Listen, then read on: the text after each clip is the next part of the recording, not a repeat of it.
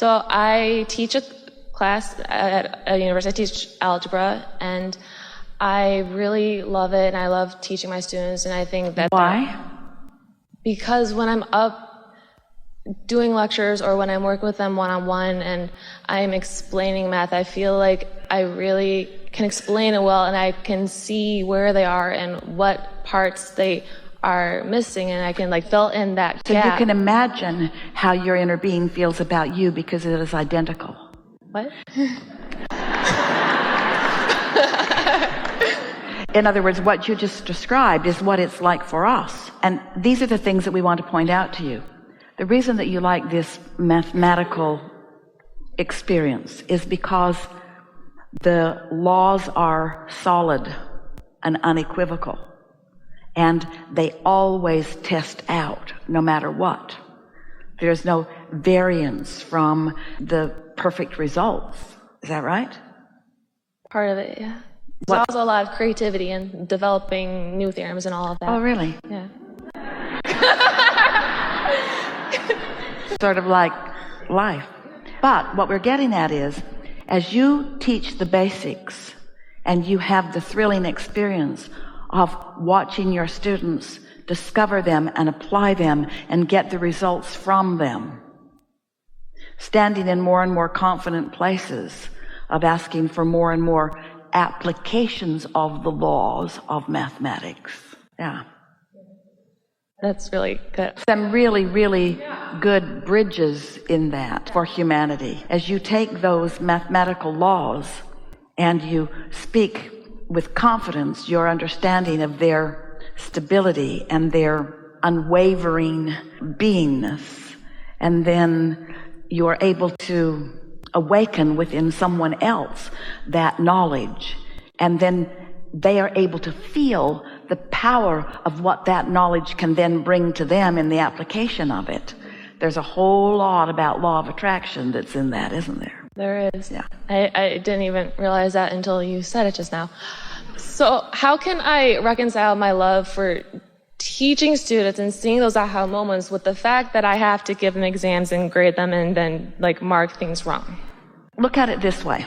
Your inner being knows where you are vibrationally in relationship to everything you want and calls you accordingly. In other words, your inner being knows what your path of least resistance is, and so knows where to call you. Often you don't know that. And that's when we say to you, it's good for you to be emotionally aware so that you can own where you are. If you're pretending that you are somewhere that you aren't, then you can't acknowledge any movement, not any real movement. And there's no satisfaction in it either. So there's nothing in the world off about knowing where you are in relationship to where you want to be. Just don't put the emphasis on where you are. Instead, let it be about where you're going. And you can do that with what you write around the grade or with the comments that you make once you are grading something. You can acknowledge, I can see real progress here. I can see that you grasped this. This will serve you really well. You're really on the right track here. I'm really pleased with what I see. More is going to open up to you. This is the way this always works. At first, it's more difficult to see each thing that makes sense to you. Then the next things get easier and easier and easier and easier. There isn't anything wrong with understanding where you are. In fact, it is essential because you are where you are, where you are, where you are on your way to where you want to be. Now, some of them, they're just there fulfilling requirements. Some of them don't have any passion for that, but you could help them to develop some passion in that as you start making the correlations between these laws of mathematics and the laws of the universe as you are understanding them to be, the consistency of them. We like to say there's not a shred of evidence to the contrary of what we teach. We'd like you to say that too. There's not a shred of evidence to the contrary of what's going on here in this classroom. A grasping of this is going to set you up for a successful life in all of these ways. First of all, it's going to draw focus from you. Next of all, the focus, once you get it, is going to feel really, really good to you. This is an exercise in empowerment. The application of what you will learn here will be varied with all of you, but it will be beneficial in every single case. You're going to like what you grasp here and how you apply it. And I'm going to revel in every step forward that you make. It can be a really fun experience for you and for them. You could say to them, I've learned not just from mathematics, but from mathematics, but I've learned through my life experience that my personal satisfaction really comes from having a desire and moving toward it.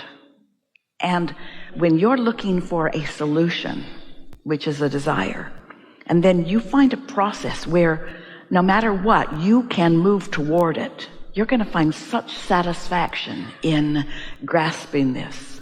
And I would like you to know, you can say to your students, that nerdy as this sounds, and unwilling as many people are to accept this from me, your satisfaction is my satisfaction. I don't have some standard, it looks like it, that I'm wanting you to all accomplish, because you are all very different. You learn differently, you want differently, you grasp differently. It's your motion forward that I'm excited about. Okay.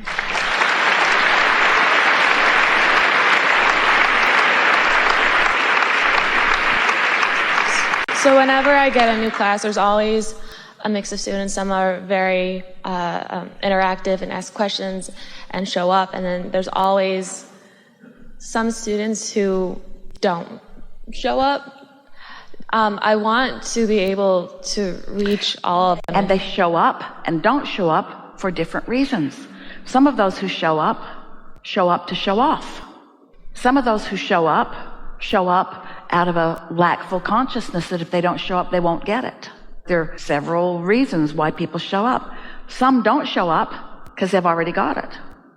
Some don't show up because they don't think there's any hope of ever getting it. But in all of that, if you can take those categories of showing up or not showing up and make different categories of them, those who are under the influence of source energy and those who aren't, and you can see your singular intention every time you take the podium, every time you stand on the platform and address them. If you can remember that your dominant intention is to inspire the pile they're in. You want to inspire the pile they're in. You want to inspire them being under the influence of source pile. And how do you do that? By you being under the influence of source, by you being tuned in, tapped in, turned on, by you loving what you're doing, by you having fun with it all, by you reveling in the new discoveries that you find. You follow what we're getting at. You can't inspire somebody into the tuned in, tapped in, turned on pile unless you're there. So if you're worrying about why somebody's not showing up, you're not in that pile. But if there's a pile of students or some students who don't show up because they are feeling like they're never going to get it, I want to be able to inspire them too.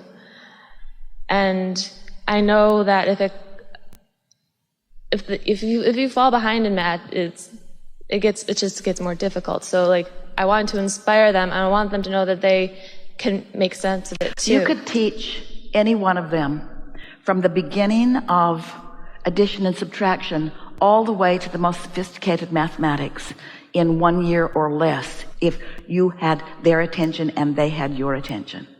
Time is irrelevant. So that's a flawed belief that does not serve you or them. What was the flawed belief? That they'll get behind and they'll have a hard time catching up. Oh. Because all that's necessary is a desire. And so your work is to ignite their desire. And how do you ignite someone's desire? By igniting your own and not worrying about where theirs is. By not making assumptions that you have no way of really knowing. By not just throwing them in a basket and calling them such and such. That's how most of the world operates. If you do this, I'm going to put you in this pile. Now that you're in that pile, these are the things I expect of you.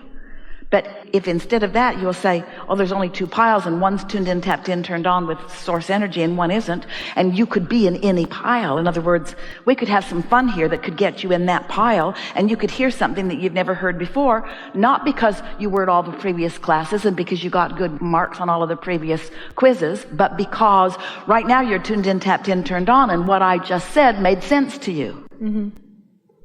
And that's what I want to do for them. And it's what I want to inspire within them. Yeah. But I know that if it starts to go to a place where they do get a couple low marks, or they have already gotten feeling overwhelmed. Now you're basing what you're saying now on what you thought before you sat here. But now you've sat here and we've had this conversation, and now they got a low mark, but you wrote something on their paper that you've never written on their paper before, so now they're different than they've ever been before. So they got a low mark, and what did you write on their paper this time? Need common denominator? What did you write on their paper this time that you didn't write on their paper before we had this conversation? Good job. You're getting it. You got to know what you don't want before you can know what you do want. This is causing focus within you. I feel expectant of good things coming. I'm glad you're in this class. I'm glad that you're here. I'm glad that we get to co-create together in this way. Mm-hmm. And I definitely feel that when I'm interacting with them, I see behaviors that I think are hurting them. And like what? Like not asking questions, not coming for help if they don't understand something. Say that to us. See us as that student and convey that to us. I see what you were trying to do on your homework, and I know why you thought that might work, but there's this one part that's not clicking for you, and I would really like if you could meet with me so I could explain that part to you. Sign me up. But those students don't come. Who would say no to that? Who would say no to that? Several. Do you really say that to them? Or did you just make that up just now? I try to have that be. You don't usually say that to them because your beliefs are in the way. They're not the ones that are showing up. The ones that need me the most are the ones that are coming the least, and the ones that need me the most aren't reaching out to me. Who's reaching out to me? The show-offs.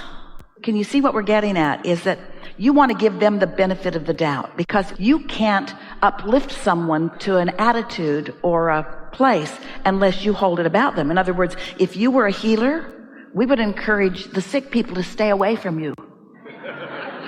Just kidding a little. In other words, they show up sick and you say, should have caught that earlier. We had the class on that last week, but you weren't there. Now look where you are. And you can't get there from there. Should have been there last week and you'd have got that part, but you weren't there. So now... I don't really believe that. I know they all can catch up. You know that. That's why we're messing with you here. Okay. But that's what you just said to us. You said the mathematical equivalent of that to us just now. No hope for you. You missed that. All right. And what you want to say is, doesn't matter where you are, you can get to where you want to be from wherever you are, and I'm here to make sure. And because I'm really good at this, I can see where you are. I can see where you are. And if you have any interest, I'm here for you. In fact, I live for this stuff. You kids that know it all, I'm not so interested in you. Well, you are. You're proud of all of them. You want to give all of them the benefit of the doubt. So you wake up in the morning and you feel eager to get up and you meditate. And you focus on your breathing or whatever it is that you do to quiet your mind. And you get insights that day. In fact, you get a sort of pre-announcement of what's going to happen in your classroom even. Because your inner being is out there ahead of you and knows every student is waking up. And some of them who woke up and weren't going to show up for class, wake up and show up for class because of the difference that you made during your meditation. That's the power of influence. And so you're all tuned in, tapped in, turned on, and you're feeling exhilarated about them. And when they come, they're readier maybe than they were otherwise. And then there's a co-creative dance that happens when they're there. And somebody asks just the best question, just like you have done just now. Do you realize the power and the wonderment of this question and how it fits into the body of work that we do? This is good stuff happening right here.